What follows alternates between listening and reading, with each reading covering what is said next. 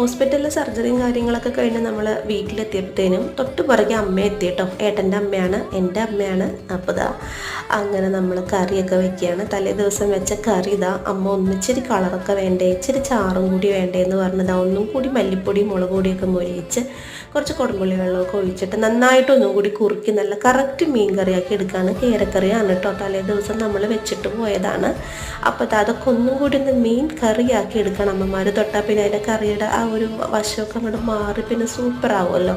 പിന്നെ ബ്രേക്ക്ഫാസ്റ്റിനുള്ള കാര്യങ്ങളാണ്, ദോശയും ചമ്മന്തിയാണ്. അപ്പോൾ 8 മണി കാണാത്ത ആൾക്കാരൊക്കെ 8 മണി കണ്ട് രാവിലെ തന്നെ എണീറ്റ് വന്നിട്ടുണ്ട് കേട്ടോ. അപ്പോഴേക്കും അമ്മ ഒരു തേങ്ങയൊക്കെ ചിരണ്ടിക്കുന്നുണ്ട്, ചമ്മന്തിക്ക് വേണ്ടിയിട്ടുള്ള പാല് ചായയൊക്കെ ആക്കി എടുക്കുന്നുണ്ട്. അതുപോലെ തന്നെ ബ്രേക്ക്ഫാസ്റ്റിന് നമുക്കിന്ന് ഞാൻ പറഞ്ഞല്ലോ ദോശയും ചമ്മന്തിയാണ്. അമ്മ വന്നാൽ പിന്നെ എനിക്കൊന്നും അറിയണ്ട, ഇങ്ങനെ ഇടയ്ക്കൊക്കെ ഒന്ന് നോക്കി വെറുതെ ഞാനൊരു രസത്തിന് വരുന്നല്ലാണ്ട് അമ്മയാണ് അടുക്കളയിൽ എല്ലാ കാര്യങ്ങളും ചെയ്യുന്നത് കേട്ടോ.